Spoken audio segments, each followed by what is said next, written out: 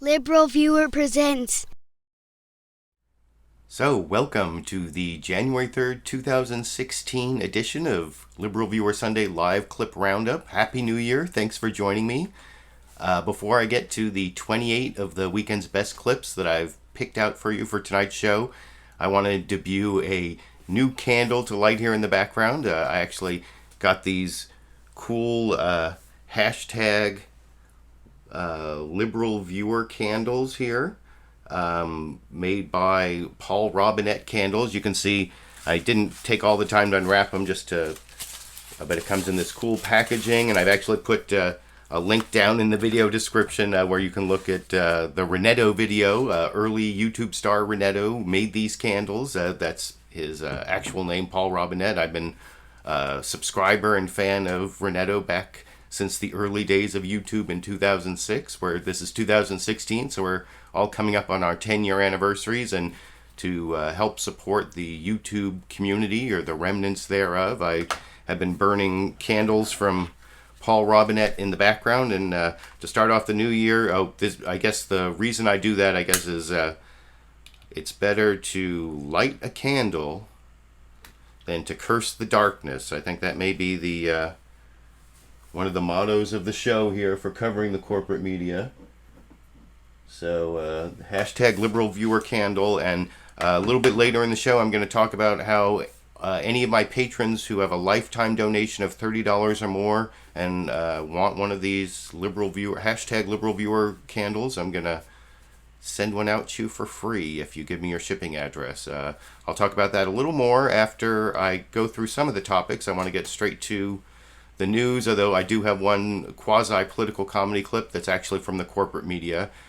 The topics I'm going to be covering you can see down in the video description, and if you're watching this as a recorded show, I'll put time indexes down there so you can skip between the topics that most interest you. I've also put a link down there to this clip list of my 28 clips. I don't know if you can understand the notes, but it gives you at least a rough idea of what the 28 clips I'm going to cover. And there's a link down in the video description to my public Patreon page where you can download this as a PDF file and follow along the clip list if that's something that interests you. The topics I'll be covering are mostly, of course, the 2016 presidential race, now that it's actually 2016. I'll have several clips that are kind of an overview, or also about the beginning of the conflict between the two frontrunners, Donald Trump and Hillary Clinton, mostly over Bill Clinton's past. That'll sort of start off the show, and then I'll go over to the Democratic side with some clips of Bernie Sanders, who is doing really well in Iowa and actually leading in New Hampshire. And then I'll have several clips on the Republican side. Then I'll cover the issue of guns really quickly, because President Obama is going to issue an executive order on guns later or at least talk about it later this week. Then I'll cover race a little bit because of the discussion of the shooting of Tamir Rice in Cleveland, where the grand jury decided not to indict the police officer who shot this 12-year-old boy who had a toy gun. And anyway, I'll discuss that when I get to that topic. And then I'll have one clip at the end on the criminal charges against Bill Cosby in Pennsylvania that was covered on ABC, so I'll have one clip and I'll talk about that a little bit. But, I always like to give you some political comedy, and it's a couple more weeks before Bill Maher comes back and Saturday Night Live comes back on January 15th and 16th. So all I have is the regular corporate media, ABC, NBC, CBS, CNN, Fox News, the so-called corporate media here in the United States. And I'm actually taking my clip not from one of the Sunday morning shows, but CNN tried to do something entertaining. Fox News does this as well, where they do a New Year's Eve show and they bring on Kathy Griffin, and her whole shtick is to try to be controversial and say things that get ratings. And if you look down in the video description, I even have a link to a CNN page of the craziest moments from Kathy Griffin. But actually the most controversial statement was from someone who's supposed to be a CNN anchor and, more journalistic, although he said a lot of crazy things in the past. Don Lemon talking to Kathy Griffin. And so I'm going to start off showing you this clip of first Kathy Griffin talking about Lisa Ling doing ecstasy and asking Anderson Cooper if he did ecstasy with Lisa Ling, which is a little bit unusual, but that's kind of what you expect from Kathy Griffin. And then going over to Don Lemon saying something pretty inappropriate to Kathy Griffin a couple hours before New Year's Eve on the East Coast, from a little before the weekend over in this clip. Ecstasy on her show on CNN. What? Lisa Ling is wild. You've got some wild ones here. I didn't hear that. She did a show on EDM. And right, she electric dance music. Yeah, well, duh. Okay. And she said she used to do ecstasy sometimes. Did you ever do ecstasy with Lisa Ling? No. What about Morgan Lisa and I go back a long way, though. Way back. We used to work at Channel 1 together. I know. Let's check in with Don Lemon, Brooke Baldwin. They are standing by. Ask if they've done ecstasy. No, let's not. Let's. They are at Tipitina's, which is a great place in New Orleans. Guys, how you doing? I'm doing great. I'm gonna Kathy. What is that? Kathy, I'm gonna blackmail one you. And only? Oh. Kathy tried to molest me, Anderson, in the green room. I had That is so inappropriate. Really, really big beads. She has my balls. Stand by it all. And I have to say, Kathy, nice rack. I didn't know you had all of that. Thank going you. on up there. Still patting the heat I on. applaud you for that. Let's go this way. Wow. What is in that cup? We're here at Tipitina's. New Orleans survivors. There's your beer. There's your beer. Abita beer. We've been nursing some Abita beer. So, you guys. So that's what happened on New Year's Eve on CNN. The journalistic anchor Don Lemon said nice rack to Kathy Griffin. I guess they'd been, from the picture he showed on his phone there, they'd been cuddling or something earlier. And I don't know, I guess you have to give him a little bit of a pass because he was in New Orleans and they had those beads and everything. And I guess the atmosphere in New Orleans is a little bit different than most other places in the country. But still, after Don Lemon made that big deal about the Trump supporter talking about blaming Hillary Clinton for Bill Clinton's sexual misdeeds and said that was inappropriate conversation and cut the person off. I uploaded that as a clip last week, or I should say the week before last. Well, now Don Lemon is just showing his own little bit of inappropriate, I guess. And actually, that topic that Don Lemon cut off the week before last that I showed in that clip about whether Bill Clinton's misdeeds are appropriate to talk about in the Hillary Clinton campaign, that actually blew up a lot more in the mainstream media thanks to the media manipulations of Donald Trump. And a few of the clips I'm going to show in this next part of the program, this is the topic of the 2016 presidential race in general, so it's going to be several clips about the conflict between the two frontrunners, Hillary Clinton and Donald Trump, mostly on this Bill Clinton sexual past issue, a little bit on the ISIS, or not ISIS, the Al-Shabaab video that featured a Donald Trump clip, which is what Hillary Clinton had warned about in the last Democratic debate. And then there'll be a few more things, but I'm going to start off with this overview, mostly of the Hillary versus Trump conflict on Bill Clinton's sexual past. This is from NBC's Chuck Todd this morning on Meet the Press. Over here. Significant developments this past week was the emerging battle between two candidates who just might face off in November, Hillary Clinton and Donald Trump. Clinton accused Trump of sexism, and Trump decided to fire back. He says if that's how she wants to play it, fine, then it's fair for him to go after Bill Clinton and his history with women. She wants to accuse me of things, and the husband's one of the great abusers of the world? Give me a break. Donald Trump is making it clear nothing is off limits, including the Clinton marriage. If he's going to be out there campaigning, then he's certainly fair game. Tomorrow, former President Bill Clinton will make his first solo campaign stops of the cycle in New Hampshire. I am tired of the stranglehold that women have had on the job of presidential spouse.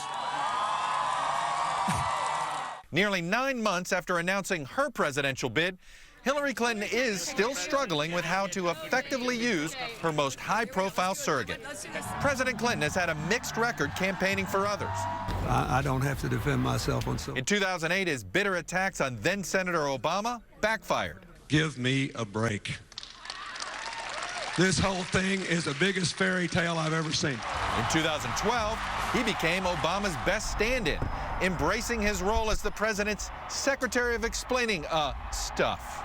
We were losing 750,000 jobs a month. Are we doing better than that today? The answer is yes. This year, though Clinton remains the most popular political figure in America, it's still not clear whether he's an asset or a liability for his wife's campaign. Bernie Sanders is campaigning against Bill Clinton's centrist school of Democratic policies. I helped lead the effort as a member of the House Financial Committee against Alan Greenspan, against a guy named Bill Clinton. Maybe you know him, maybe you don't. Hillary Clinton has carefully distanced herself from her husband's legacy on free trade, financial regulation, and criminal justice. But she has also embraced Bill Clinton's economic successes. I am not running for my husband's third term, and I am not running for Barack Obama's third term. I'm running for my first term. But Trump is trying to do to Hillary what no Republican has successfully done, make Bill Clinton's personal problems a political liability for her. Trump wasn't always so critical of the former president's personal life. The Clintons were guests at Trump's third wedding, and in the late 90s, Trump criticized, quote, moralists in Congress who expressed public outrage at the president's immoral behavior. He had sex, but now they talk about the kind of sex, where it took place, where it was, on the desk, off the desk. I mean, it's so out of control. Even in 2008, Trump called Clinton's affair totally unimportant. And Trump has his own complicated marital history. Are your own personal indiscretions fair game in this campaign? Yes, they would be. And frankly, Hillary brought up the whole thing with sexist. And all I did is reverse it on her because she's got a major problem. Happens to be right in her house. Joining me now. So that's how NBC covered the Hillary versus Trump controversies as kind of an overview of the possible general election in 2016 if Trump and Hillary, who are the front runners, end up being the nominees of their parties. Oh, when I debuted this candle, I forgot to show you these cool little stickers that I also got from Paul Robinette Candle Company, Paul Robinette Candles. And I have to figure out a good place to stick this up in the background, but this is my hashtag LiberalViewer stickers. I might give some of these out. I haven't figured that part out yet, but maybe for a lower level donor of on Patreon, if you want one of these stickers, you can get one of these hashtag LiberalViewer stickers. But I want to move on to the ABC coverage of pretty much the same material, although they made it Hillary versus Trump and then also Hillary versus Bernie Sanders. So there's some good Bernie Sanders footage in here. There's just a little bit there. And I think it's not just the one Bill Clinton sexual past issue, but this is how ABC covered it. First introduction from Martha Raddatz, and then you'll see the main report from their reporter Cecilia Vega over here. That's Hillary Clinton's top rival Bernie Sanders there working the crowds this week on New Year's Eve. In just a moment, Bernie Sanders will join me. But first, we go inside the growing feud between Donald Trump and Bill Clinton, who's about to hit the campaign trail for his wife Hillary. As ABC News' Cecilia Vega reports, Trump's new attacks on his former friend Bill Clinton are dominating the Democratic race in the new year. A year ago, it seemed the presidency might be Hillary Clinton's race to lose. Who would have thought 12 months later, a Democratic socialist from Vermont and a billionaire reality TV star would pose the biggest threat to her dream? Are you ready for a radical idea? Her main challenger, Senator Bernie Sanders, continues to draw large and enthusiastic crowds. We have received 2.5 million individual contributions, more than any campaign in the history of the United States of America. And this week, a twist. Ugly attacks from a former friend. Just a few years ago, Trump had nothing but praise for the Clintons. Hillary's a great friend of mine. Her husband is a great friend of mine. They're fantastic people. Now aiming his attacks not only at his potential rival, but taking shots at Hillary's husband as well. She wants to accuse me of things, and the husband's one of the great abusers of the world? Give me a break. Give me a break. Those attacks not stopping Clinton from bringing what she calls her secret weapon to the campaign trail. Tomorrow, the former president heads to New Hampshire, a place where both Clintons have enjoyed political comebacks. But this time, this is Sanders' backyard, where he's been leading in the polls since August. Let's make this happen. I need your help. I need your support. For This Week, I'm Cecilia Vega in New York. So now I've shown you ABC and I've shown you NBC. Now I'm going to show you how CNN covered pretty much the same material. It starts with Dana Bash as the guest host for Jake Tapper, and she's stuck with his little introductory habit where he says what the State of the Union is. Here it is. We're actually waking up to the 2016 election. Not that they haven't been covering it forever. Oh, and do you see, my little hashtag right here, right? It's hard. This is backwards, but you can see there's the hashtag LiberalViewer sticker. I put it up there. Maybe that's a good spot for it. You can think about that. Tell me what you think down in the comment section as you watch the CNN coverage of the overview of Hillary versus Trump. And I think there's some Bernie Sanders in here too. Hello, I'm Dana Bash, filling in for Jake Tapper in Washington, where the state of our union is waking up to an election year. With just 29 days until the first votes are cast, the race is speeding towards a conclusion, and the Republican frontrunner Donald Trump has his sights set squarely on Hillary Clinton. They've created ISIS. Hillary Clinton created ISIS with Obama. Created with Obama. This comes after the debut of a new terrorist recruiting video by al-Qaeda affiliate al-Shabaab that features Trump. Yesterday, America was a land of slavery, segregation, lynching, and Ku Klux Klan. And tomorrow, it will be a land of religious discrimination and concentration camps.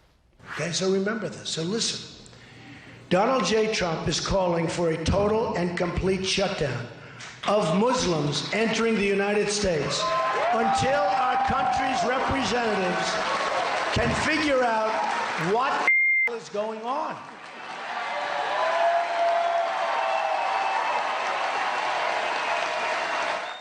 The West will eventually turn against its Muslim citizens.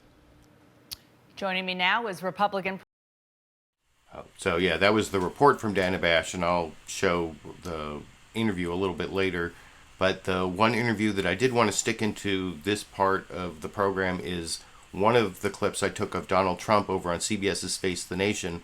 I'm actually going to show the clip of him a little later responding to having shown up in that al-Shabaab video. Maybe I should have shown that here too, but I've categorized that over in the Republican part of the program. Over here, though, I want to show Donald Trump's reaction to those people who say that Bill Clinton's sexual past should be off the table. And here's how Donald Trump justifies talking about Bill Clinton's sexual past, talking to John Dickerson on Face the Nation this morning in this clip. With more of our interview with Donald Trump. Hillary Clinton, what does it mean when you say she's playing the woman card?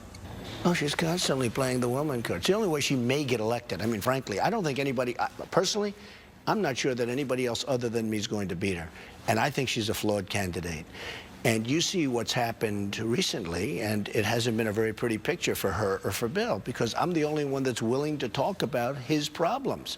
I mean, what he did and what he has gone through, I think is frankly terrible, especially if she wants to play the woman card. What does it mean, though, to play the woman card, in your view? Well, she's playing it. She's just, you know, she is pandering. She is pandering to the public, and she's pandering to women.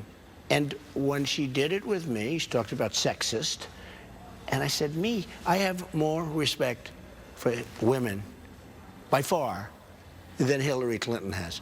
And I will do more for women than Hillary Clinton will. I'll do far more, including the protection of our country. She caused a lot of the problems that we have right now. You could say she caused the migration.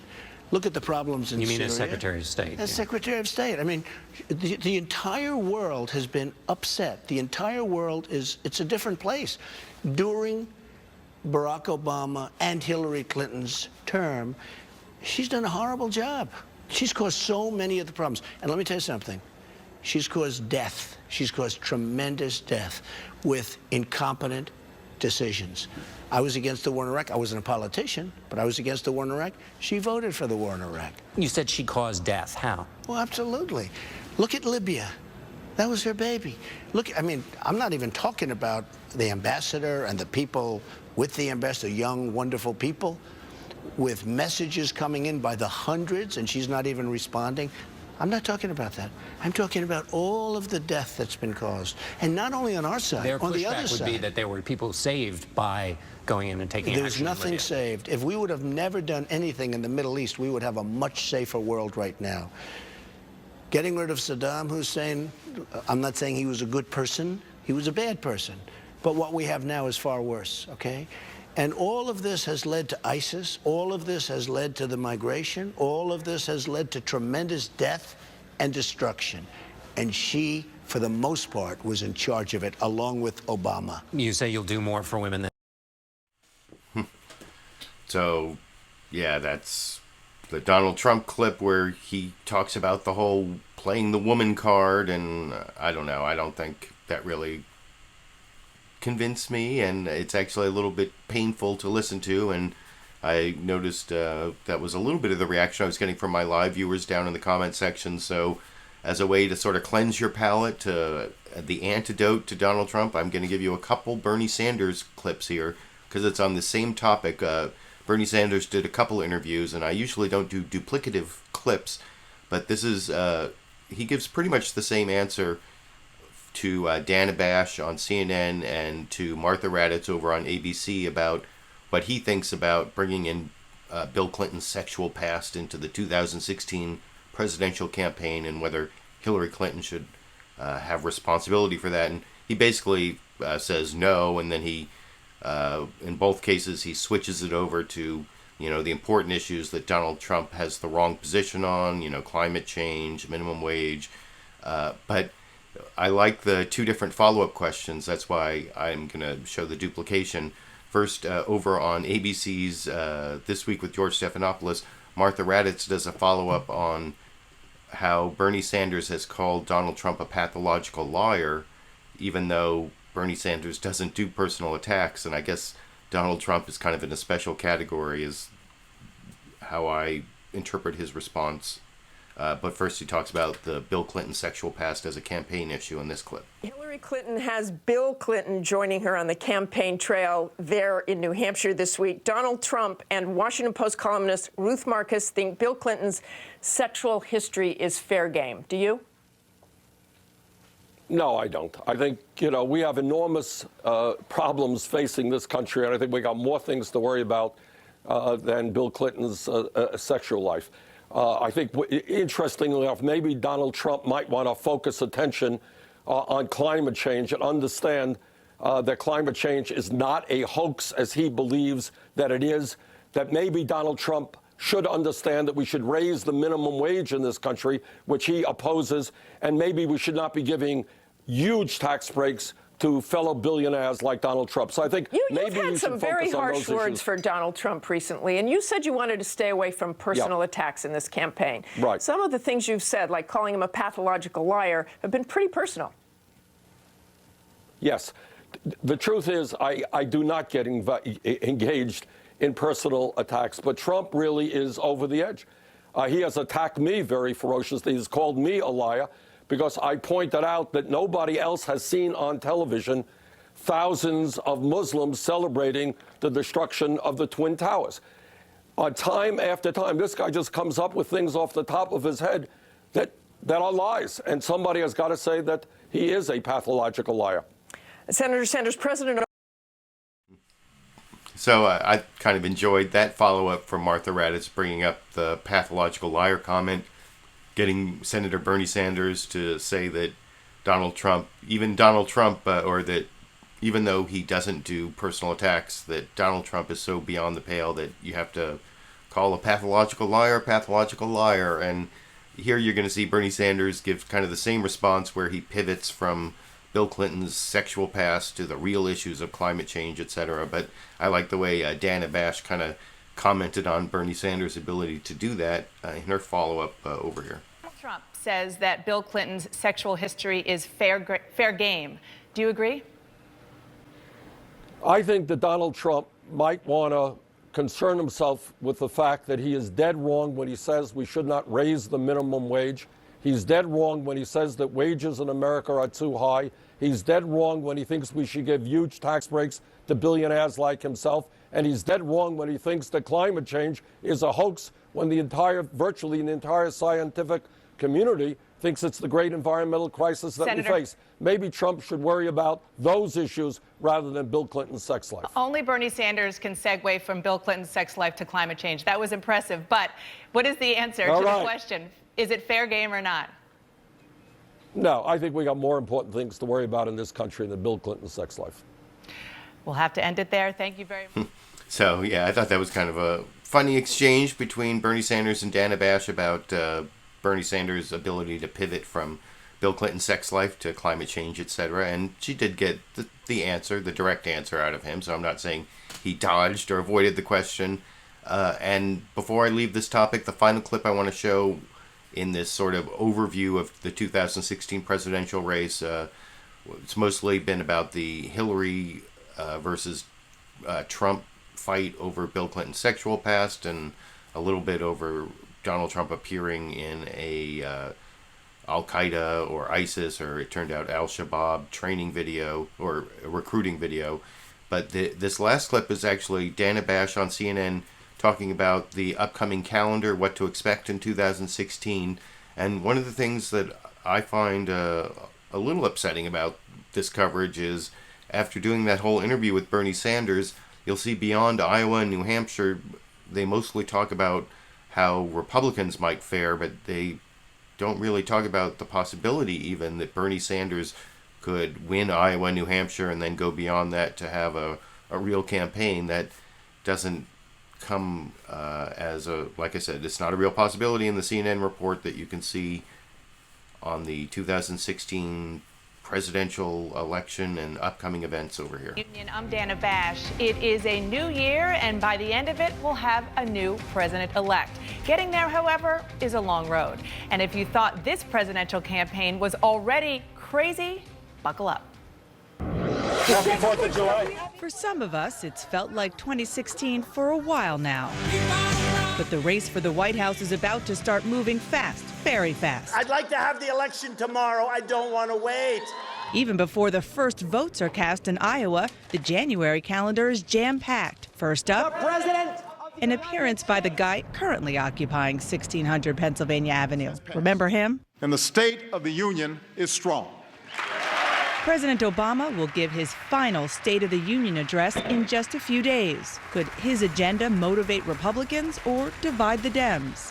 Then there are more debates dotting the calendar. January alone will see 3 more face-to-face confrontations. Republican Party Chairman Reince Priebus engineered the 2016 calendar to try to coalesce his party around a single candidate. Here's what he said this time 2 years ago. I think we've got a 6-month slice and dice festival that's destroying our party. And so the first thing I want to do is shrink that 6 months down to 60 to 70 days. February 1st is the critical day, the Iowa caucuses. This is the big potato.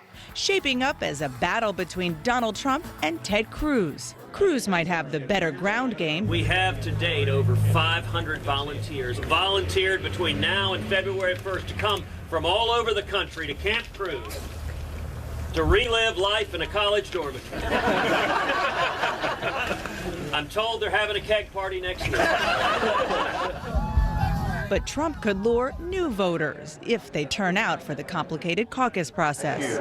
If we win Iowa, I think we're going to win everything after that. The winners and losers from Iowa will face each other again for another debate, wedged in just before the next vote in New Hampshire. I love New Hampshire. I appreciate the men and women of New Hampshire. It's great to be in beautiful New Hampshire. A win by an establishment Republican in New Hampshire could set the stage for a South Carolina showdown. The Palmetto State's GOP primary is just days later, February 20th. It's great to be back in South Carolina, a place that believed in me. And don't forget the Nevada caucuses for the GOP just 3 days later. It's exhausting just thinking about it, but no rest for the political weary. 1 week later, the first day of March, Super Tuesday, when no fewer than 13 states will cast their primary votes. There is a very good possibility that the Republican primary will be decided by the end of March. Starting tomorrow morning, we are in a 90-day sprint to to win this nomination. So put the pedal to the metal. The race to the White House is full speed ahead. A New Year's message for So, like I said, I thought that was a good overview of especially the Republican side of the race and the upcoming events. They did start with the State of the Union coming up in about a week, but the possibility of Bernie Sanders winning Iowa and New Hampshire or going beyond that didn't really make it into that report on CNN. Over on NBC's Meet the Press, so this is where I'm moving from the 2016 race in general to the Democratic side of the race. I'm going to show first a report over on NBC's Meet the Press. Their reporter, I think, what's her name? Kristen Welker. Let me make sure I get that name right here. Yeah, Kristen Welker talking to Chuck Todd on NBC's Meet the Press.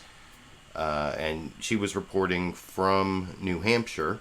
And that's where Bernie Sanders is actually leading. And so she talked a little bit about how Bernie Sanders might break free in this race. And then I'm going to show a few clips of Bernie Sanders from the 2 interviews he did on the Sunday shows this morning. But first, here's Kirsten Welker, talking to Chuck Todd on NBC's Meet the Press this morning here. In gorgeous Manchester, New Hampshire. And Kristen, let's start a little bit with the Democrats before we get into the do or die sense. Look, New Hampshire, very good to the Clintons over the years, and yet she might be an underdog there. But her big battle is to make sure she wins Iowa and doesn't give Sanders any ground. Absolutely, and it's a real jump ball here right now in New Hampshire, Chuck. The stakes really couldn't be higher because if Secretary Clinton wins here in New Hampshire, it would allow her to lock up the nomination early. But this is a must-win state for Bernie Sanders. And right now, as you point out, a number of polls show that he has the lead here. He's from neighboring Vermont. His message about economic equality, taking on the big banks and Wall Street have really resonated with the progressive voters here. He has 18 field offices, and overall, in the last quarter, he raised $33 million, just $4 million shy of Secretary Clinton. So he's in a strong spot. But Secretary Clinton trying to match that. She's added some events here in New Hampshire today. She's deploying her not-so-secret weapon, former President Bill Clinton, tomorrow. Of course, Chuck, as you point out, they have a relationship with New Hampshire as well. This is the spot where Bill Clinton proclaimed that he was the comeback kid. It is the state that revived Secretary Clinton's chances for winning the nomination in 2008. The question is, will they be able to revive that excitement this election cycle? Well, it's going to be something to watch. So that is sort of some reporting on the Bernie Sanders campaign in New Hampshire and the possibility that he could beat Hillary Clinton. One thing they pointed out on just about, I think 2 or 3 of the programs, they had reports that pointed out that Obama was behind Hillary Clinton by a significant amount in Iowa before he came and he won Iowa. At this time, just a month before, they were almost exactly a month before the Iowa caucuses on February 1st, and then February 9th will be the New Hampshire primary. The next 3 clips I want to show are all from Senator Bernie Sanders' interviews on the programs this morning. Hillary Clinton did not do any interviews, but Bernie Sanders seems to be here almost every week. Hillary Clinton, maybe, I don't know. I think she's doing 1 interview this week. I can't remember who got the interview. I was watching it earlier this week. But anyway, Bernie Sanders is a lot more accessible to the press than Hillary Clinton, that's for sure. And here he is explaining why he also thinks he would be better at wooing the working class Trump voters, that he actually has a message that appeals to Trump voters. And Martha Raddatz is...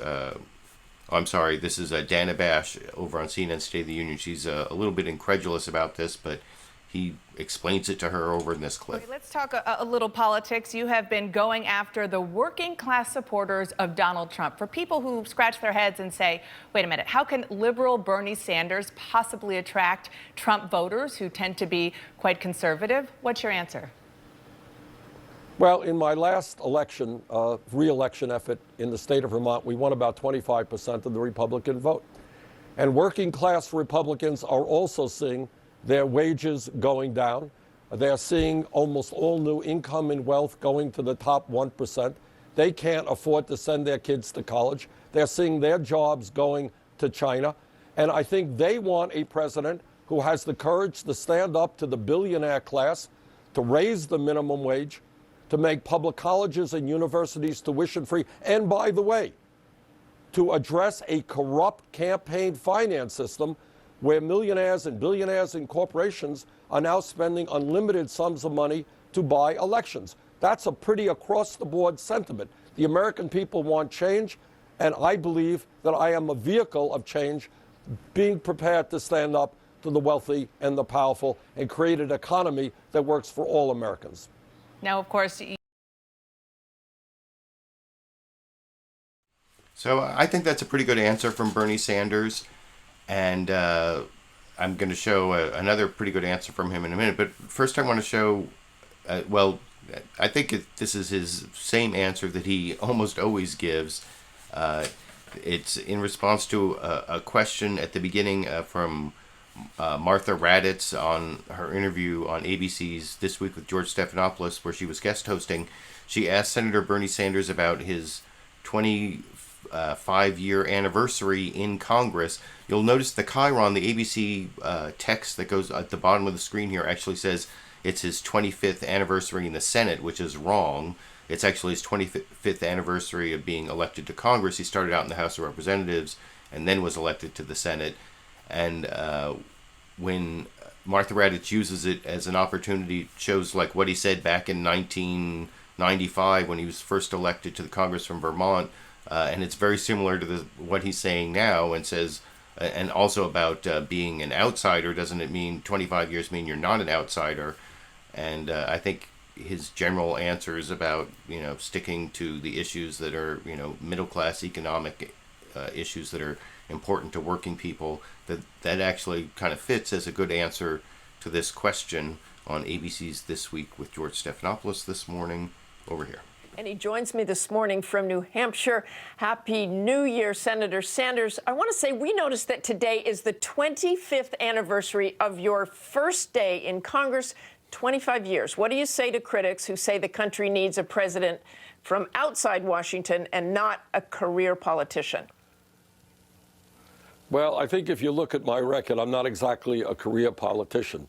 Martha, during my tenure in the Congress, I have taken on virtually every powerful special interests, from Wall Street to the insurance companies to the pharmaceutical industry to the military industrial complex.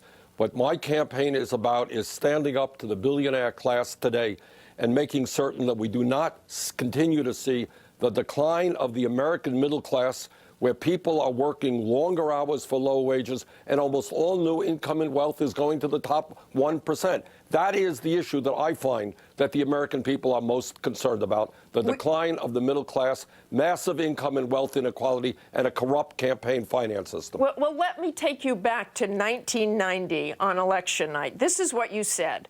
We need a mass movement of tens of millions of people prepared to say that we want national health care, that we want the millionaires and multinational corporations who are not paying their fair share to pay their fair share. That sounds an awful lot like Bernie Sanders 2015, but you haven't really been able to create that mass movement. How can we imagine that you'll do it now? Well, Martha, we're doing pretty well. I started this campaign at 3% of the polls. There was a poll that had me out recently at 39%. Come to my meetings. They're huge all over the United States of America. And what we are seeing is mass dissatisfaction on the part of the middle class. We are seeing people who are really upset that they can't afford to send their kids to college. They can't afford childcare. The rich are getting richer. Almost everybody else is getting poorer. And what people are saying is, it's absurd. Let me turn to Iowa. Let me turn to Iowa. So I thought that was a good answer from Bernie Sanders, and I thought it was weird that ABC said he'd been in the Senate for 25 years when he's been in Congress for 25 years. And even though it's the same answer Bernie Sanders pretty much gives as his first answer in every interview, I thought it fit the question pretty well there. The last clip I want to show in this topic, it's actually not the last Bernie Sanders clip of the program, because I have one or two at least more Bernie Sanders clips in later topics, but this is the last one in the topic of the Democratic side of the race.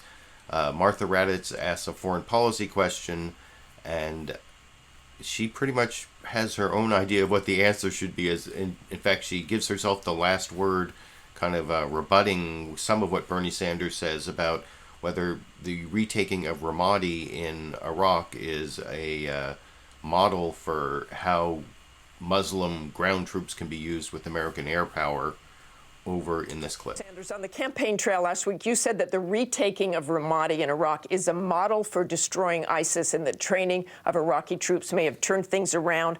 80% of the reason Ramadi is falling is because of coalition airstrikes. So that's what you think should continue? Right. I think it has to be Muslim troops on the ground who are fighting for the soul of Islam, supported by U.S., French, UK, German, other major powers, and using our air superiority. Might be very difficult to get those ground troops, but thank you very much, Senator Sanders. Next, more on that Trump. I guess Martha Raddatz definitely gave herself the last word on that issue, and she later did a report on the situation with ISIS and had an author on who was an expert on ISIS, and I didn't take any clips from that, but they went into a little more depth on how Martha Raddatz repeated that line about how 80% of the force used to retake Ramadi was from coalition air power and not from ground troops. I assume she got that from a military source. I've talked in the past about how Martha Raddatz gets really good sources in the military, but then sometimes seems to serve almost as a spokesperson for the military rather than a journalist. It's kind of a trade-off where she gets really good access, but then I don't know, you have to wonder if she gets co-opted. That seemed a little bit beyond what was journalistically, well, I don't know. You can let me know what you think down in the comment section if Martha Raddatz went too far by rebutting what Bernie Sanders said at the end of the interview where he couldn't even say anything else, but I thought it was a little bit too much. I'm now going to move on to the next topic, so that's the Republican side of the race, and I'm going to go back to NBC's Meet the Press. Remember, he had that reporter Kristen Welker reporting from New Hampshire.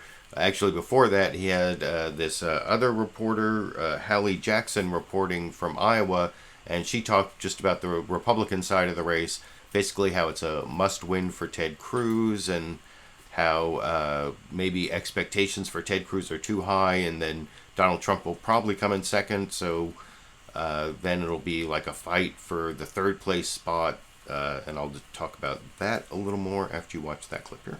That it's Cruz or bust when it comes to Iowa. But who else is in the game there? Trump, Rubio, what else is going on? Look at who's here this week, Chuck. You've got Ted Cruz doing his 28-county, 6-day bus tour. He's coming out hard, trying to show, his campaign is framing it, that he's not taking any votes here in Iowa for granted. Mike Huckabee is doing 150 stops here over the next month. He's got 4 in the can already, so he has a presence. Both of these candidates doing that sort of traditional, on-the-ground retail politicking in Iowa. Donald Trump taking that more non-traditional stamp. He will be here on Saturday. For Cruz, Chuck, you talked about him. The big question is, are expectations potentially for him too high here? Yes, he's got the money, he's got the organization to go long term the way that other Iowa winners in the past have not had. But if he doesn't come in a strong first here, it'll be a blow to his campaign. There's no doubt, but they're third place, assuming that it's Cruz and Trump, third place becomes an interesting battle. Is it Marco Rubio's to lose? Potentially, especially if you look at where the polling is now, Chuck. And for Rubio's campaign, they need at least, at the very minimum, a strong third-place finish here in Iowa. They can afford to do that if the first two finishers are Donald Trump and Ted Cruz. But at no point in this race, especially in Iowa, New Hampshire, can Marco Rubio come in behind Jeb Bush, Chris Christie, or John Kasich. He has got to pull out ahead of those establishment candidates. So if you buy into that, where is Marco Rubio going to spend more of his time? He's got to maintain where he is right now in Iowa, and he's got to build where he is in New Hampshire to try to break away from that establishment pack. All right, Hallie Jackson. So that's Hallie Jackson in Iowa talking about how the Republican race may turn out on February 1st, the Iowa caucuses. And the next report I want to show is based on the same facts. It's over from CNN's, no, sorry, from, let me make sure I have the right clip here. Yeah, ABC's This Week with George Stephanopoulos. Martha Raddatz is talking about the 58 days between now and Super Tuesday talking about Iowa and New Hampshire and South Carolina, and basically explaining how the different candidates may work through that schedule over in this clip. Is officially here, and as we bring in the new year, the race to the White House is getting real. Oh, sorry, it's actually Martha Raddatz introducing it, and then the report is from Tom Yamas, the ABC reporter, over in this clip. Is officially here, and as we bring in the new year, the race to the White House is getting real. Candidates prepping for what will certainly be the most intense phase of the campaign so far, the 8-week sprint to Super Tuesday. The first major challenge, the Iowa caucuses, just 4 weeks from tomorrow, where anything is possible. Back in 2008, Barack Obama trailed Hillary Clinton by double digits, weeks before winning the Hawkeye state. Then just 8 days after Iowa, New Hampshire. Will the Granite State's first in the nation primary launch a new comeback kid?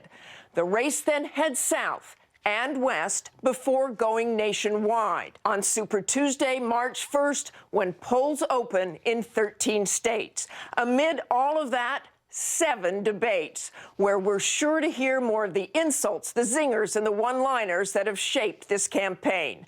It is a 58-day scramble, make or break for so many. We will be bringing you the latest every step of the way, seeing who will rise, who will stumble, and most importantly, which candidates can bounce back after taking a fall. Ben Carson is trying to do just that. The one-time frontrunner's campaign now in turmoil. He's speaking out this morning exclusively right here. First, Tom Yamas on where the GOP race stands as we kick off the scramble to Super Tuesday. What a difference a year makes. A year ago, Jeb Bush was considered a major 2016 contender. So I'm thinking about running for president. Donald Trump himself was unsure whether he would run. I'm going to give it very serious consideration. We may surprise you. Yeah. You would be surprised. Right? I would be shocked. But Bush's promised shock and awe campaign was eclipsed in June by the ability of the brash billionaire to shock them all. When Mexico sends its people, they're not sending their best. They're bringing drugs, they're bringing crime, they're rapists. His rising stardom overshadowing the rest of the GOP field. I've been leading from practically the time I announced. So many candidates joining the race that they couldn't fit on one stage. But with Iowa just a month away, the field has whittled down. Donald Trump saying this week he'll make his first major ad buy in early states. I'll be spending a minimum of $2 million a week. The national frontrunner neck and neck with Senator Ted Cruz in the Hawkeye state. And Senator Marco Rubio, now being branded by some as the party's establishment pick. A Rubio donor commissioned this New Year's Day message over the Rose Bowl game. America is great, Trump is disgusting. And then there are the candidates who peaked and then ebbed. Ben Carson chief among them, the one-time frontrunner falling to 4th place. His team beset by chaos and backroom drama this week. Top staffers resigning as the former neurosurgeon tries to revive his political fortunes. If the polls seem to defy political gravity in 2015, it's now the voters' turn to decide what shock and awe may lie ahead. For this week, Tom Yamas, ABC News, New York. So that's the Tom Yamas report on ABC's This Week. And now I want to go back to CBS's Face the Nation and a couple more clips from that John Dickerson interview with Donald Trump, a live interview, not even a phone interview. And this is the one I promised earlier where Donald Trump responds to the news that an Al-Shabaab video is using his announcement that he thinks Muslims should be banned from immigrating into the United States as propaganda to recruit new members. And I don't know, I don't find his answer very persuasive, but obviously he's a media superstar, so who am I to judge the persuasiveness of Donald Trump? Well, I kind of do, but you can let me know what you think down in the comment section after you watch that clip here. It's been put out by Al-Shabaab. This is an ISIS-affiliated terror group. And in the video, they use Donald Trump, a clip. Donald J. Trump is calling for a total and complete shutdown of Muslims entering the United States until our country's representatives can figure out what is going on. And then the video goes on and says, the West will eventually turn against its Muslim citizens. They're saying to Muslims, either you join jihad or leave the United States because of what Mr. Trump is proposing. Look, there's a problem. I bring it up. Other people have called me and they say, well, you have guts to bring it up because, frankly, it's true, but nobody wants to get involved. Now people are getting involved. People that are on different persuasions than me right now, John, are saying, you know, maybe Trump isn't wrong. We want to examine it. There's a lot of bad stuff going on. I'm watching the news tonight, actually, CBS. And so many of the elements, you look at Germany, you look at Brussels, you look all over the world, they're shutting down cities that never had a problem before. They're shutting down countries that never had a problem before. You look at Paris, what happened. You look at California, what happened. John, maybe it's not politically correct. There's a big problem out there, and we have to solve the problem. Does it concern you at all that you're being used in essentially a recruitment video by a terrorist organization? They use other people, too. I mean, what am I going to do? I have to say what I have to say. And you know what I have to say? There's a problem. We have to find out what is the problem, and we have to solve that problem. Do you think the problem is that the West is on a collision course with radical Islam, or is this just ISIS is a problem? I mean, is this a clash of civilizations? I think that radical Islam may be on a collision course with us. I mean, you could change it around a little bit, but it is a very, very deep-seated hatred that's going on. I mean, you have a hatred like people where they're willing to give their lives, they're willing to walk in. I have to tell you, it is so big. It is the biggest thing there is right now. When I watch President Obama say global warming is our biggest problem, it's just so sad to watch. And he doesn't want to use the words radical Islam. He doesn't want to use anything having to do with radical and Islam. So until he's willing to admit the problem, how can you not at least talk about the problem? And one of the things I've done is I brought the problem out. The world is talking about what I've said, and now big parts of the world are saying Trump is really right, at least identifying what's going on. And we have to solve it. But you're not... I don't know. That was kind of a long, rambling answer, and it didn't really address the main problem that his negative attacks on Muslims as being a problem are actually a problem in fighting the radical Islam that he says is the problem, because it drives more Muslims away from the United States and towards radicalization, or at least the people at Al-Shabaab thought that using that clip would help them recruit members.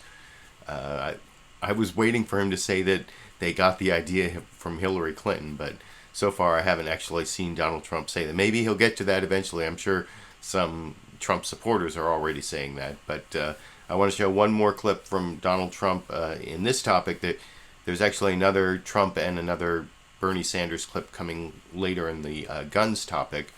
But here's Donald Trump talking about his main rival, especially in Iowa, Ted Cruz. Ted Cruz is actually looking like he may win Iowa, and he may be the Donald Trump alternative.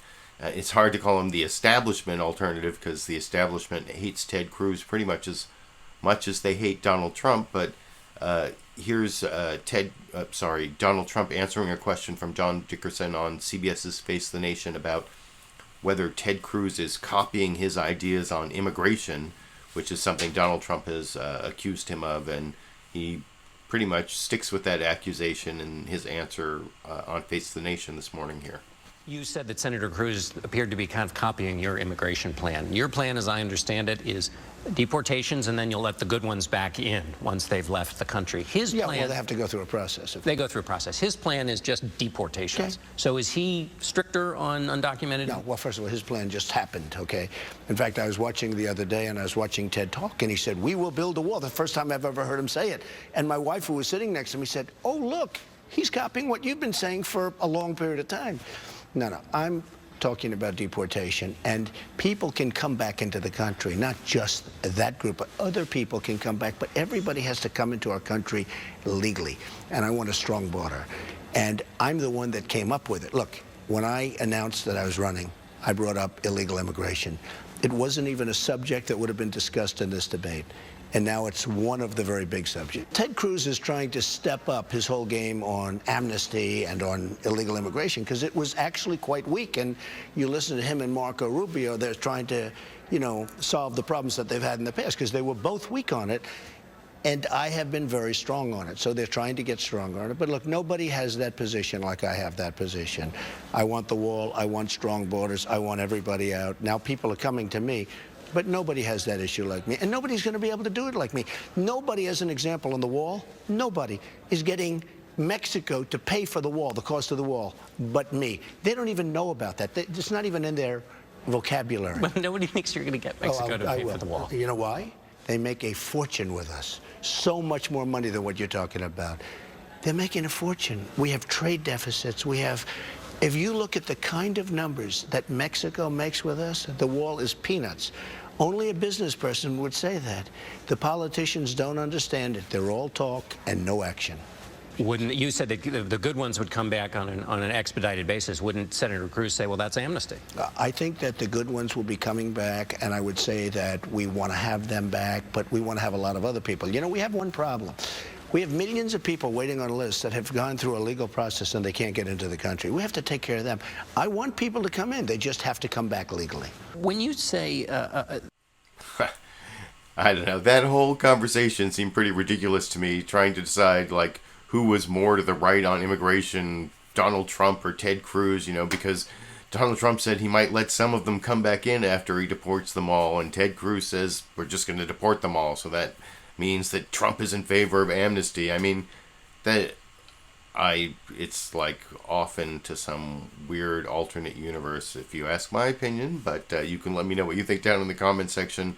Now we're going to move on to a weirdly similar clip from Rand Paul, where he also accuses Ted Cruz of copying him, but in this case it's on foreign policy, and also in this case he's trying to move to one side of all the candidates, but in this case, it's to the left of even Hillary Clinton on foreign policy, and some of the other candidates, not so much Cruz and Trump, but some of the more right-wing Republican candidates.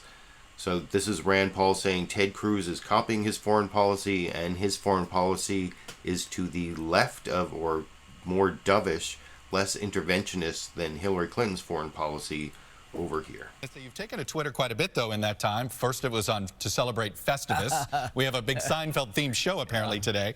But also, you did some New Year's resolutions, and you went right after Senator Rubio and Cruz. You said, I resolved to spend less time voting in the Senate, so Marco Rubio and Ted Cruz don't look so bad. Then you said this about Ted Cruz. I resolved to give Ted Cruz more lead time before I announce my policy positions so he can replicate them faster. So you believe that basically he steals all your ideas? Well, you know, they say imitation is the sincerest form of flattery, and I think on foreign policy he started talking about regime change being a bad idea, toppling secular dictators being a bad idea, and I think I've been the leader on that issue, and I continue to, and it's an important voice. In fact, I think that was the most important thing we've had the entire presidential season, is we finally had a real debate over foreign policy, over whether regime change is a good idea. They need to have that on the Democrat side, too, because it turns out that probably the most likely candidate to take us back to war is Hillary Clinton, because she supports regime change as a good concept. You know, it's interesting, Senator, when I read what you say about ISIS and your strategy to take on ISIS, and I hear President Obama say what he says about ISIS, I don't see a lot of daylight between the two of you. Where am I wrong? Actually, the difference is that President Obama and Hillary Clinton both supported arming the Syrian rebels, the Islamic rebels against Assad. I wouldn't have done that. They also supported toppling Gaddafi in Libya.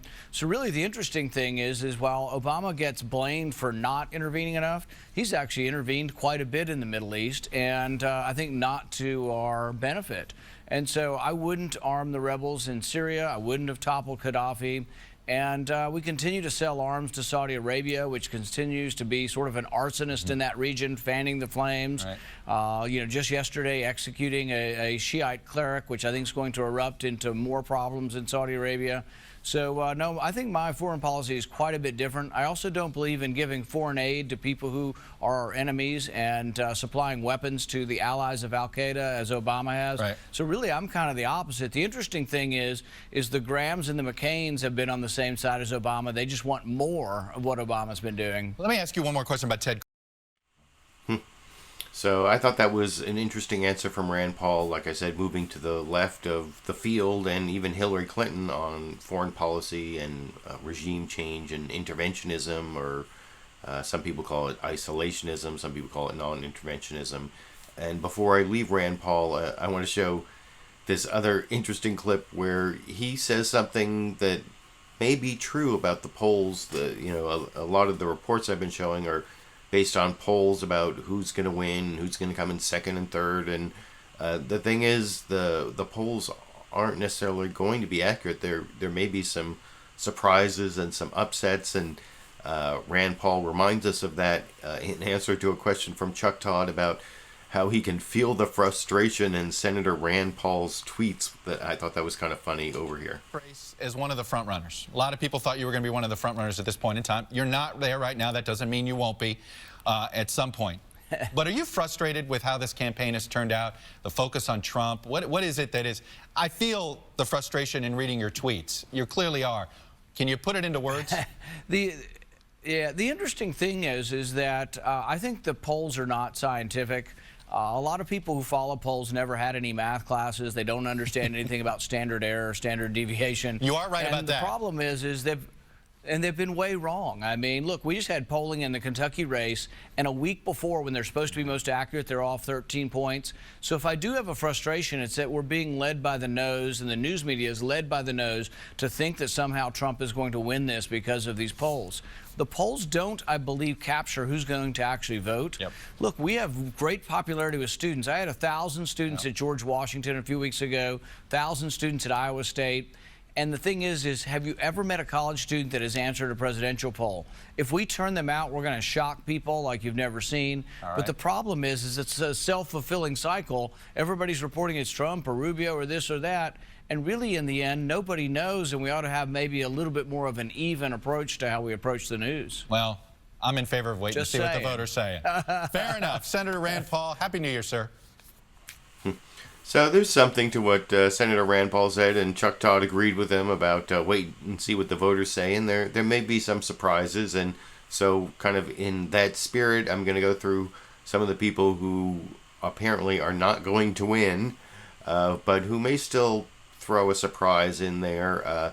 First, here's Ohio Governor John Kasich explaining how he may be a surprise coming out of New Hampshire, talking to Chuck Todd over on NBC's Meet the Press, also over in this clip. That the Republican establishment takes a dim view of both Donald Trump and Texas Senator Ted Cruz. And they've been looking hard for an alternative. But who? Jeb Bush, Marco Rubio, Chris Christie. Those three have yet to break through. The crowded GOP field makes it that much tougher for any one of these so-called establishment guys to dominate. New Hampshire is do or die for two candidates hoping to emerge as an alternative to Trump and Cruz, Governor John Kasich of Ohio and Senator Rand Paul of Kentucky, and both are joining me this morning. Let me start in Ohio with Governor Kasich. Governor, good morning to you. Welcome back to Meet the Press. Thank you.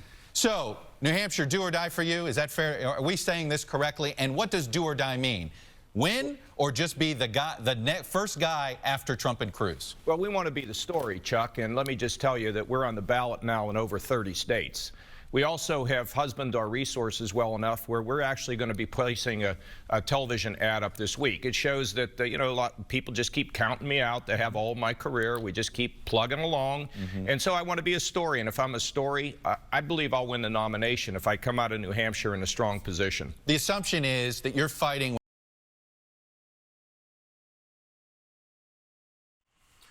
So, yeah, that's the John Kasich clip, and it shows how he thinks he may be the story coming out of New Hampshire. And I'm going to now show a very similar clip from Fox News Sunday where Chris Wallace asked New Jersey Governor Chris Christie a similar story about how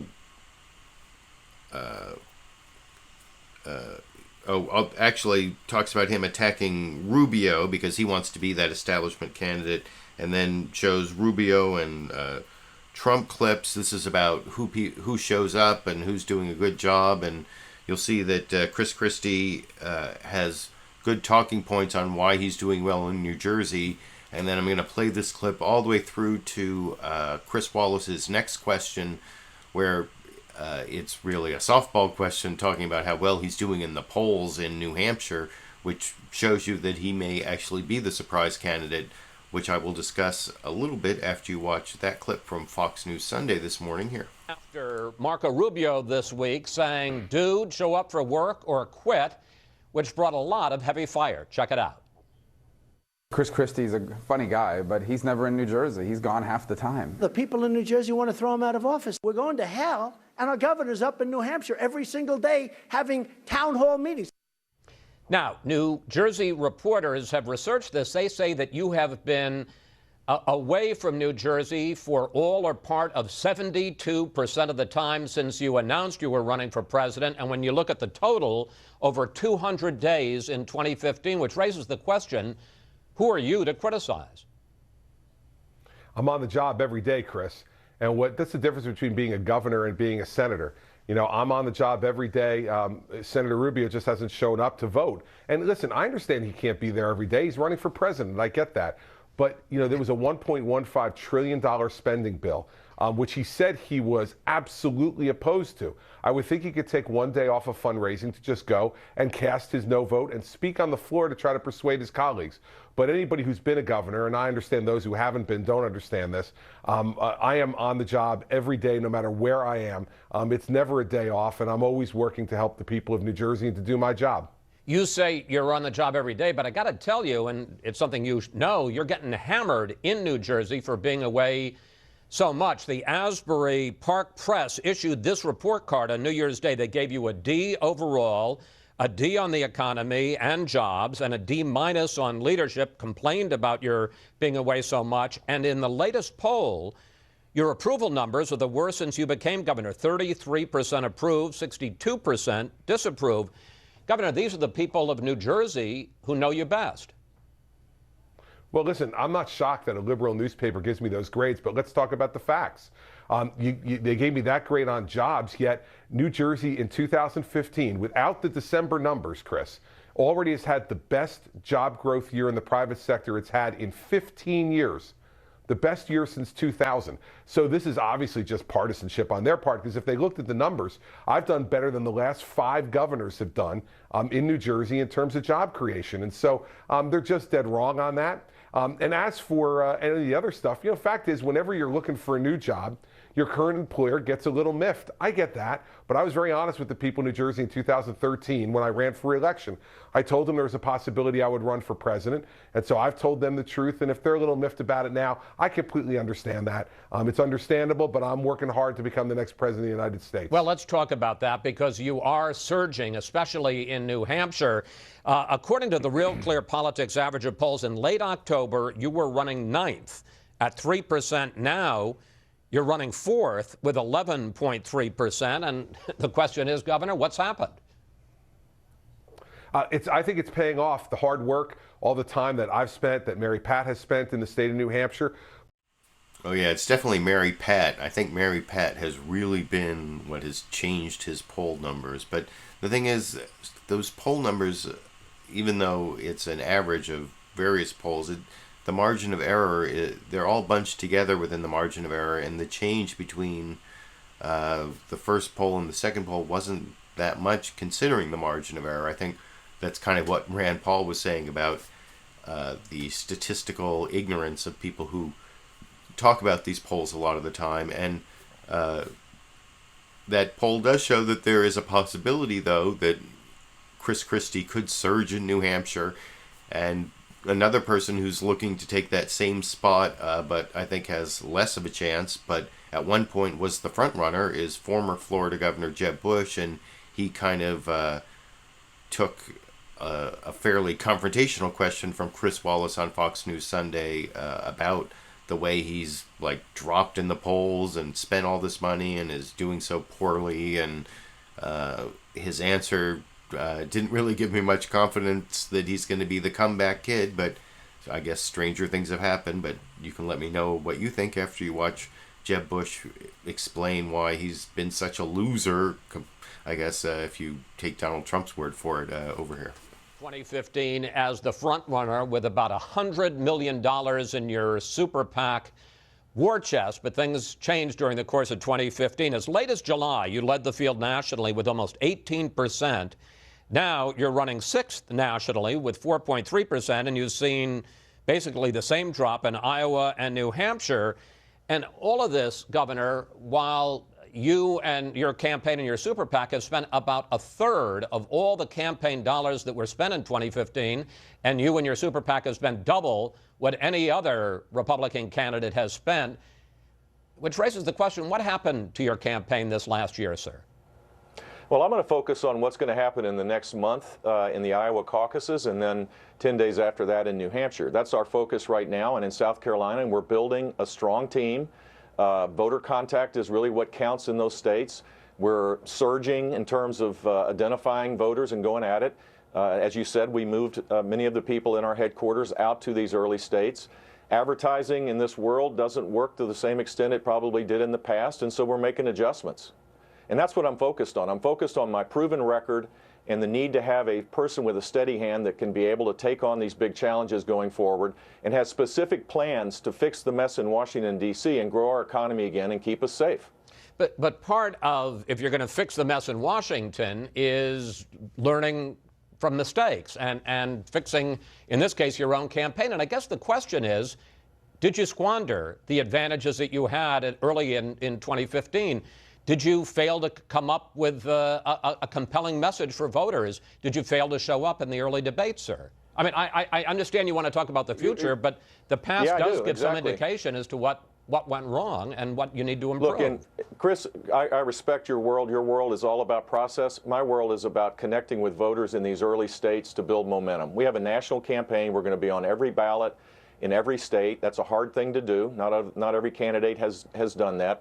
And now we're focused on Iowa and New Hampshire. We've made the adjustments because that's the reality that we're in today. And I'm very optimistic that when people see my record and see the ideas I have and see my personality, my character as a candidate, and they can envision that someone like me can be president during these incredibly dangerous times that we're in, that I'm going to do fine. But sir, respectfully, again, it is not about process. You talked about connecting with voters. I think the polls would indicate you failed to connect with voters in 2015. Let's let people in Iowa and New Hampshire and South Carolina and Nevada decide that. Nevadans, I think, have a right to be able to make that decision, not the punditry class, and that's my point. Okay. Back in 2014. Well, I don't know. That sounded a little bit like what Rand Paul said earlier about not depending too much on the polls, but just that whole answer did not give me much confidence that there's going to be a Jeb surge. But like I said also before, stranger things have happened. But as bad as Jeb Bush sounded there, he did not sound half as bad as Dr. Ben Carson over on ABC's This Week with the George Stephanopoulos. Like I said before, Martha Raddatz was guest hosting, and she asked Dr. Ben Carson to explain the recent shakeup in his campaign and if it shows desperation and lack of wisdom and all sorts of things. And this answer did also kind of like that Jeb Bush answer, did not give me confidence that there's going to be a big turnaround in the Ben Carson campaign. You can let me know what you think after you watch that interchange here. But I want to get right to the question. Thank you. You have less than a month before the Iowa caucuses. You have lost a lot of your top aides. What happened? Well, first of all, whenever you have something that is not working the way you want it to, you have a few choices. You can double down on it, you can ignore it, or you can analyze it and make appropriate changes. You know, we have had very good people. They've had very good ideas, and no one predicted that we would even be in the hunt. And, you know, a novice in this area with no background, no campaign, no funding mechanism. So it really is quite spectacular what we were able to do. But the fact of the matter is now we're in a different ball game, and we need the ability to execute and not just to have good ideas. Were you So, about to you know, fire after those doing it- aides, Dr. Carson? Well, I did a deep dive, and you know, one of the things that I learned in my many years in corporate America is that you have to have the ability to execute a plan. And we didn't really have that. So I brought in someone, General Bob Dees, who has a lot of experience with execution. And you know, there was some who decided under those circumstances it would be too difficult for them to work, and that's okay. But We were still you appreciate going them. to We're fire not throwing Barry anybody under Bennett, the bus. campaign manager? Were you about to fire Barry Bennett, the campaign manager, and your communications director? That's a simple question. I was going to make some very substantial changes, and Mr. Bennett decided that he could not live with those changes, and that's okay. Doesn't diminish anything that he's done. I think he's done a fantastic job. One of the things Barry Bennett said to the Associated Press about your campaign, he said you have to surround yourself with good people, and he has not demonstrated he can do that. And you, in an op-ed from March, said that wisdom is every bit as important as knowledge, and perhaps an even more important qualification for the job of president, being able to choose trusted and capable thought leaders. Shouldn't people now question whether you can choose good advisors if your own campaign manager is saying you haven't shown you can? Well, I think people should watch very carefully and see if, in fact, that is exactly what we have done. Again, when things are not working the way you want them to, you analyze them and you make the appropriate changes in order to be able to accomplish your goals. I think that will become very, very apparent within the next few weeks. Your campaign described this as an enhancement. What needed enhancement? What was missing? What were they doing that you did not like? Specifics. Well, it was very difficult to execute plans. For instance, you know, getting our policies out. You know, we talk and talk and talk, but they don't seem to get out. And I want them out. I want people to be able to analyze them and talk about them. I think that was a huge thing. And also a culture. I want a culture of openness, not a culture of control. And there were a lot of people saying, you know, we have these great ideas, we want to do these things, but we can't get an answer, we can't get a response. And again, not throwing anybody under the bus, but just saying that those are things that really don't work well for a campaign. And what about Armstrong Williams? I'm not even going to go into the whole Armstrong-Williams part of that. And if you really want to see why Dr. Ben Carson's campaign is doing so poorly, watch the rest of the interview with Martha Raddatz. There's a link down in the video description to the full ABC This Week with George Stephanopoulos episode and several clips. I think there's on that page, there's another clip from the Ben Carson interview on foreign policy, and you'll see that Martha Raddatz asked these questions, and Ben Carson has answers that show he's, you know, the talking points that he has about something kind of related, but not really responsive to the question, where he can't really engage with the question because he's been schooled on these talking points, but not really understanding issues so that he can, answer a question about some new breaking event like the conflict between Saudi Arabia and Iran that you saw Senator Rand Paul talk about. That was slightly covered on the morning programs. I want to show one more Republican candidate before I move on to the last few topics that I only have a couple clips on. This is another very long shot candidate, Carly Fiorina, where the beginning of this clip is Carly Fiorina ending her answer to Dana Bash on CNN State of the Union, talking about Ted Cruz, about how he says one thing to people in Manhattan and then another thing, to donors in Manhattan, and another thing to the voters in Iowa. And Dana Bash calls her on having very famously tweeted that she was in favor of this Iowa team in the Rose Bowl rather than her alma mater Stanford. and that she got really skewered on Twitter, the curse of Carly, because Stanford ended up winning, and how she was pandering to Iowa voters. And you can see Carly Fiorina's response to that on CNN State of the Union this morning, talking to Dana Bash. Here. That Ted Cruz is just like any other politician. He says one thing in Manhattan, he says another thing in Iowa, he says whatever he needs to say to get elected, and then he's going to do as he pleases. I think the American people are tired of the political class that promises much and delivers much of the same. You just gave me an unfortunate segue to my next question, talking about the political class and saying one thing and meaning another when you want to get elected. Stanford University, that is where you went to college. They played Iowa it is my Friday. alma mater. It is. They played Iowa Friday in the Rose Bowl. Before the game got underway, you tweeted this. You tweeted, "I love my alma mater, but rooting for a Hawkeyes win today. Hashtag Rose Bowl." Now, I'm sure you've seen this. When Iowa got creamed, people started tweeting about the hashtag Carly curse. Is this exactly the kind of pandering that you were just talking about 1 second ago? Why people hate for politics? heaven's sakes, Dana, for heaven's sakes, can't a girl ever have a little bit of fun?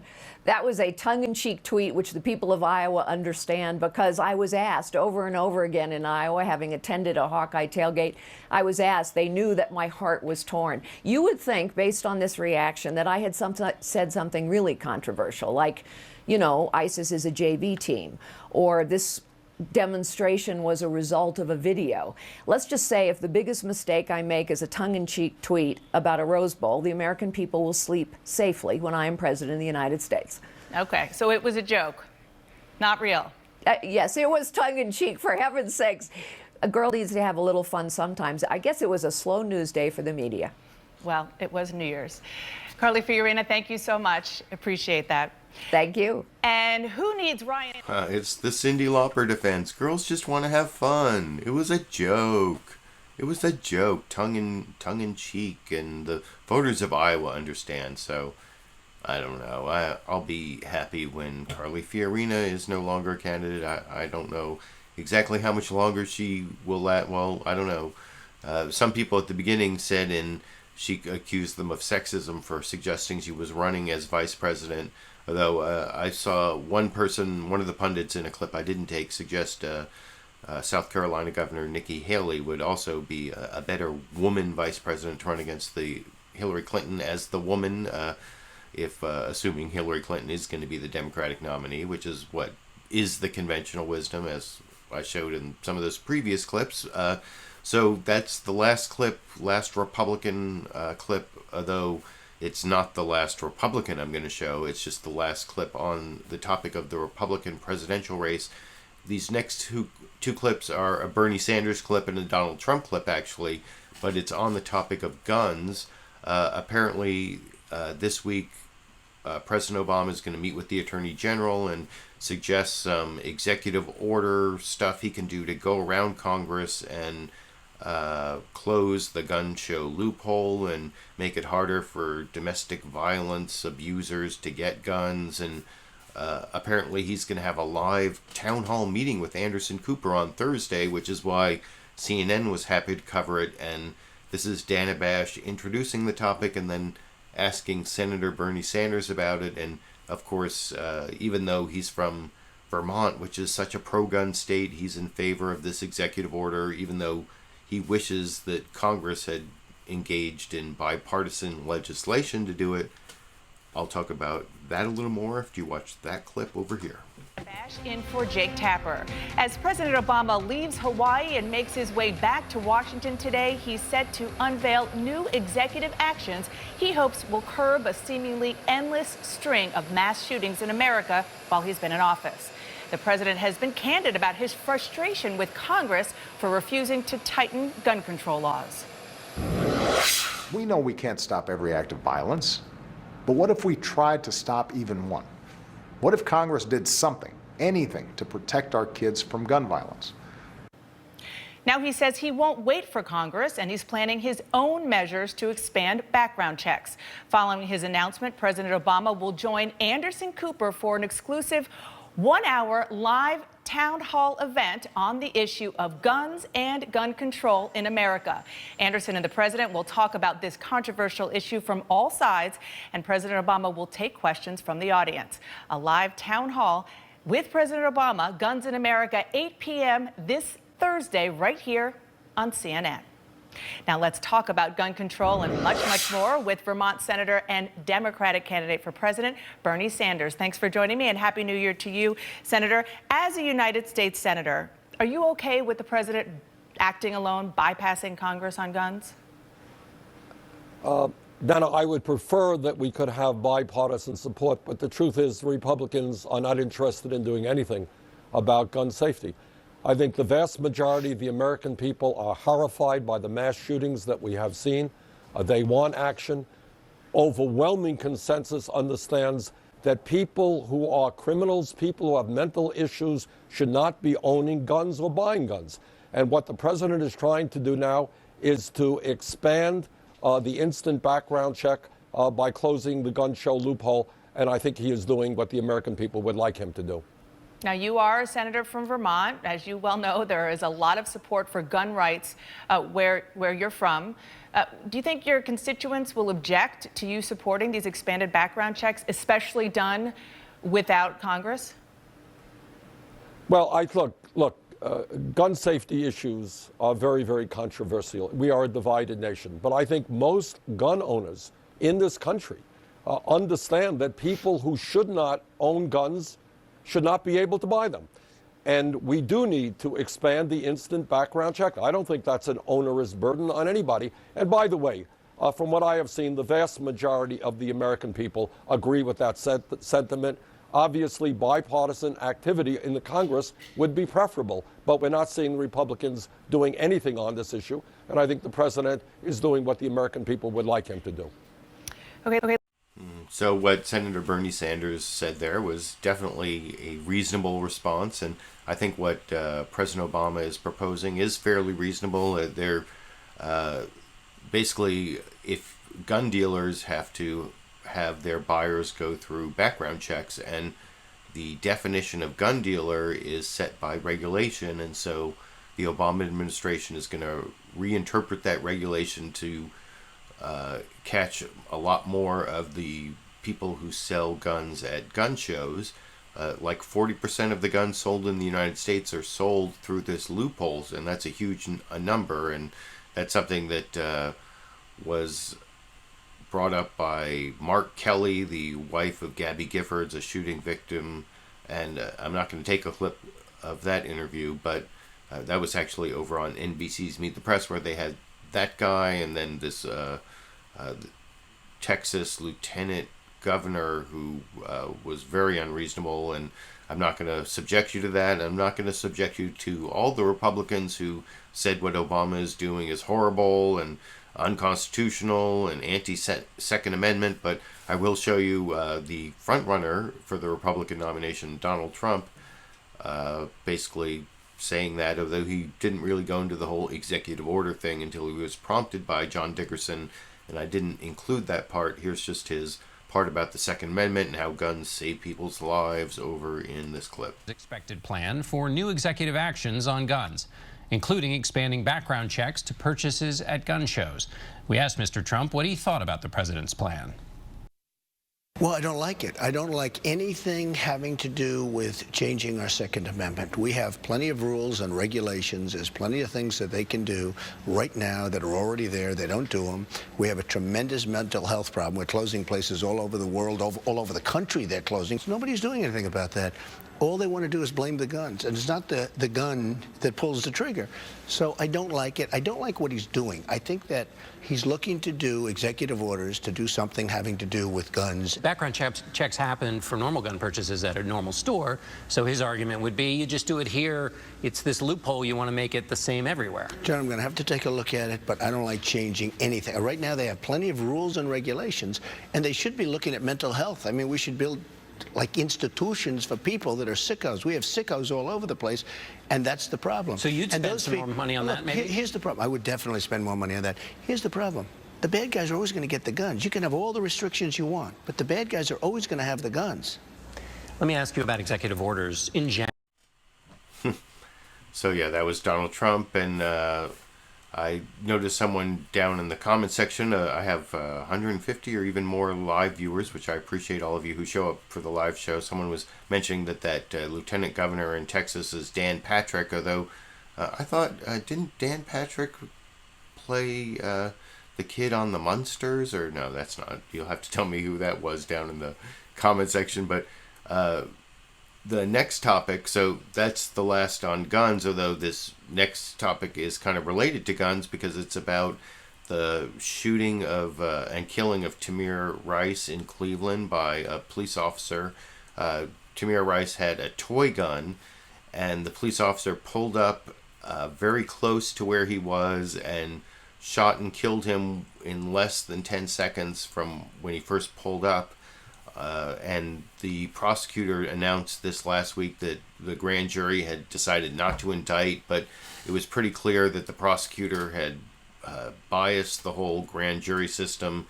I'm going to show a clip of Van Jones in a minute talking about that, but this first clip is a small report over on NBC's Meet the Press, where Chuck Todd had on the governor of Ohio, John Kasich.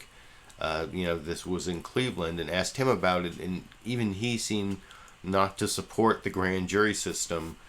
You can hear him, and I'll talk about it a little more if you watch that clip here. The Tamir Rice decision, grand jury decided not to indict the police officers involved in that shooting. You said protesters need to be heard, so let me ask you, what did you hear? Well, they're very frustrated. That's why we've created a police and community collaborative. You notice that we had no violence in Cleveland with the second controversial decision. The credit goes to the community leaders, also to the mayor. And the fact is the people in Cleveland are saying, well, this is frustrating. Yeah. We don't want to tear our town down. In addition, our Chief Justice, Maureen O'Connor, is beginning to look at the whole grand jury process. So we've been ahead of the curve on this.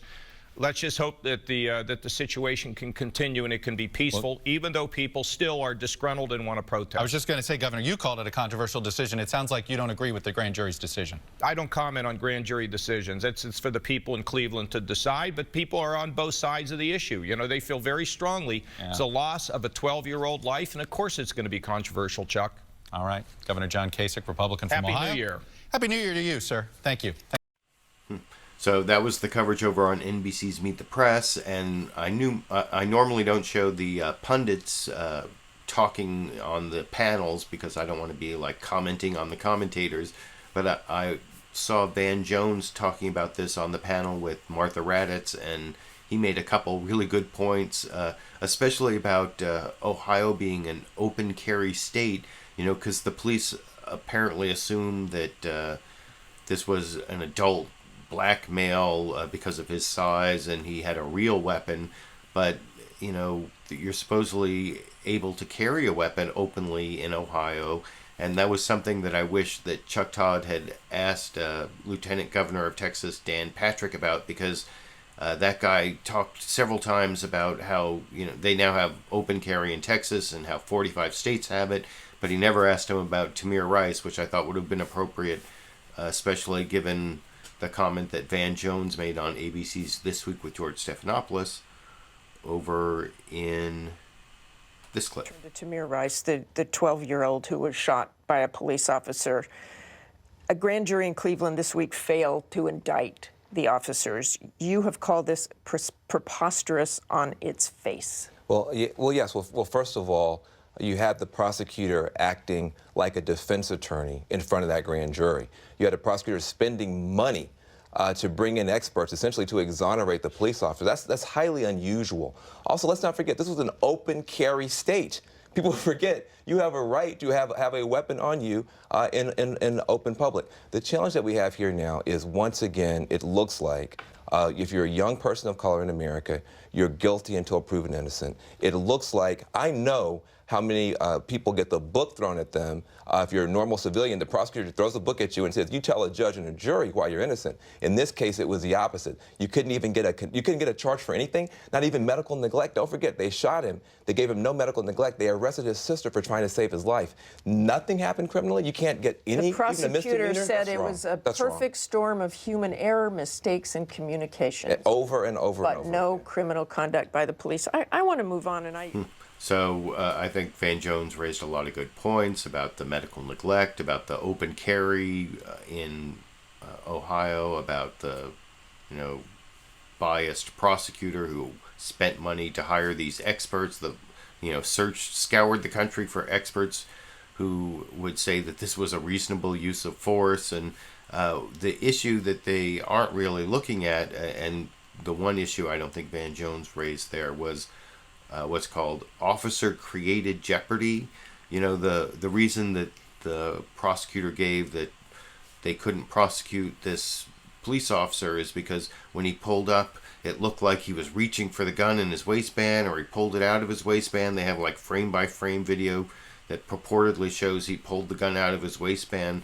But, why is it that they pulled up right next to him and put themselves right out in the open? Why didn't they park a little farther away and get behind the car and give him commands, put the weapon down, or, there are all sorts of other ways that the officer created the situation where he supposedly had this reasonable fear that he was going to be shot by this 12-year-old who had a toy gun. Anyway, I think it's all pretty ridiculous, but you can let me know what you think down in the comment section. I'm going to get to this final clip on Cosby. So that was the last clip on Tamir Rice, and this is the final topic.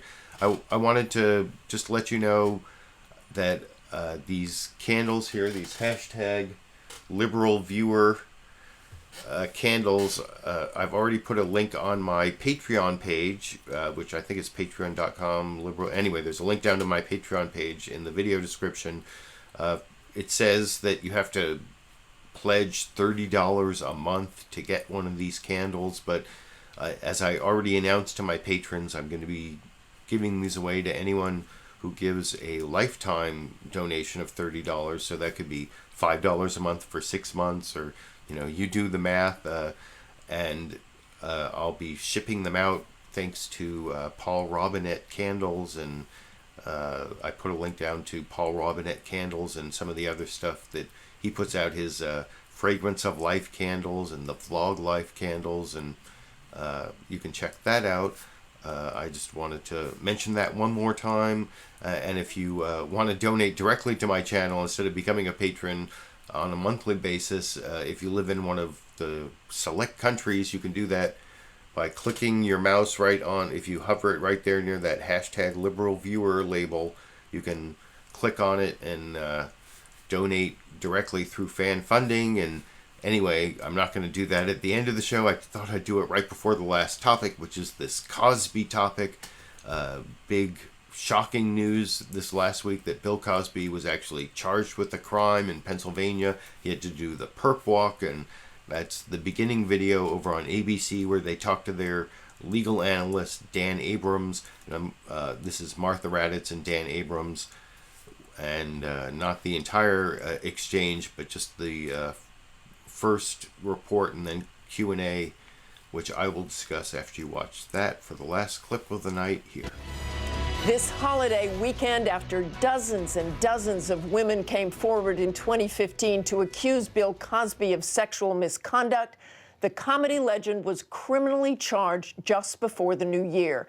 He now faces up to 10 years in prison if convicted, but his lawyer insists in a statement to ABC News that Cosby is innocent. And Bill Cosby himself tweeted out this simple message to his supporters, friends, and fans: thank you. I'm joined now by ABC News legal analyst Dan Abrams. And Dan, there have been those accusers over the years. Why this case? Why now? Well, I think that there are two things that have changed in this particular case. Number one is all these other accusers. And number two is Bill Cosby's own statement. Remember, he testified in a civil deposition, meaning he was asked questions under oath about this very case. That was held under seal, meaning no one could see it. Well, then it gets released, and for the first time, the authorities see it. The authorities get to hear what Bill Cosby said about this very case, and they're now able to use that against him. I think that's the key reason. And number two is because they have these potential other accusers that they're hoping will be able to testify against him. But Dan, this is still a very...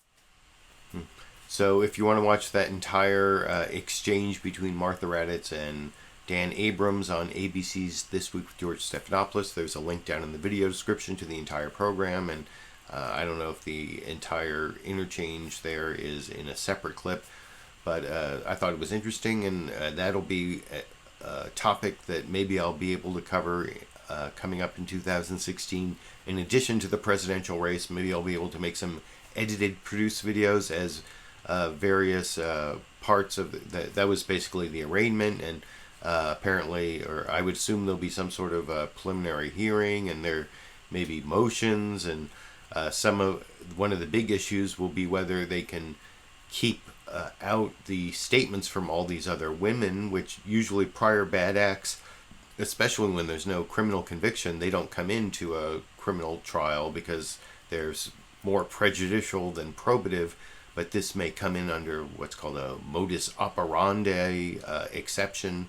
And because I used to be a criminal defense attorney many years ago, I have some expertise I may be able to give in explaining some of the things that are going on. And I haven't really looked at the issues well enough to know whether I think Bill Cosby will end up being convicted, or maybe there'll even be a plea deal. Who knows? But that'll be an interesting issue in addition to the presidential campaign I've been covering for so long. And as some of those clips I showed today pointed out, it's only 58 days to March 1st, Super Tuesday, which could be the end of the campaign, but maybe not. And it's only a month away from Iowa caucuses February 1st, New Hampshire primaries February 9th.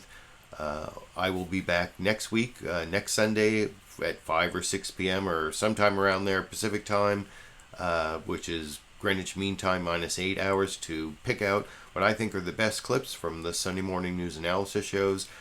Next week will be the last week without any real political comedy from Bill Maher and Saturday Night Live. They'll be back for, what will it be, the January 17th LiberalViewer Sunday Live Clip Roundup. Hopefully I'll find some way to put out some kind of edited, produced video this next week before next Sunday. If I don't, I will just see you all next Sunday after I put together this whole program that takes me about 6 or 8 hours before the broadcast, and then about an hour and a half to 2 hours to broadcast. I already asked you for your support, so I won't repeat that. And I guess until next week, or until I upload another video, I will be seeing all of you around the internet.